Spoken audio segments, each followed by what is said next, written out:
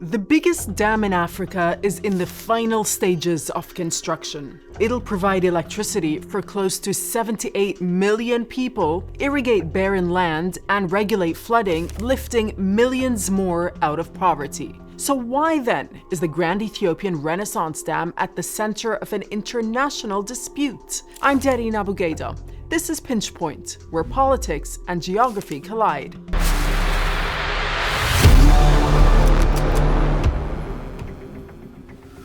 We need to take a look at the River Nile, and that's because the Grand Ethiopian Renaissance Dam has been built across the river's main tributary, the Blue Nile. Here it is, just 13 kilometers from Ethiopia's border with Sudan. The Blue Nile meets the White Nile in Sudan's capital Khartoum, forming the River Nile, which then flows north through Egypt and out into the Mediterranean Sea.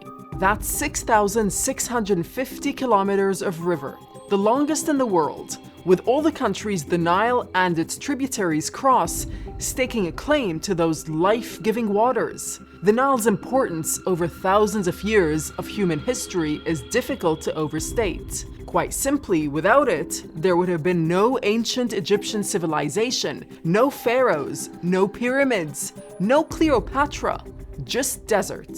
For thousands of years, there was only one undisputed ruler of the Nile, Egypt. But in the last century, all that began to change. Colonial powers extended their reach, then nation-states emerged, each with a responsibility to feed and support their growing populations.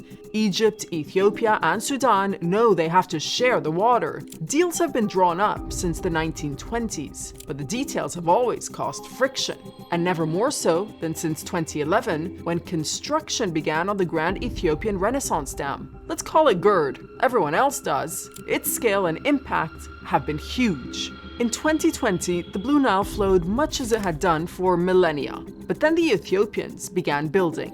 And in 2020, they started filling it. By the time it was full at the end of 2023, the reservoir covered an area bigger than London. And all the while, Egypt and Sudan's frustrations grew. They're worried about the impact the dam will have downstream in times of drought. They want a legal agreement with the Ethiopians. Ethiopia has so far said no, that it won't affect the water flow. Sudan supports the GERD, Sudan supports the dam, based on the condition of reaching an agreement. I'm warning our brothers in Ethiopia to not touch a drop of Egypt's water because all options are open. GERD has been a national dream since the 1960s, when the emperor Haile Selassie was on the throne. And for Ethiopia, the project will literally power its economic development. It'll generate more than 6,000 megawatts. Ethiopia sees GERD as the centerpiece of its ambition to become Africa's biggest electricity exporter. Ethiopia does not intend to arm other countries. Our intention is to work with other countries and improve our status. But Prime Minister Abiy Ahmed's words are of little comfort to the countries downstream. They worry about the climate crisis and any future drought. What impact will this mega dam have on them then? Will Ethiopia open the taps? And what will be the response if they don't?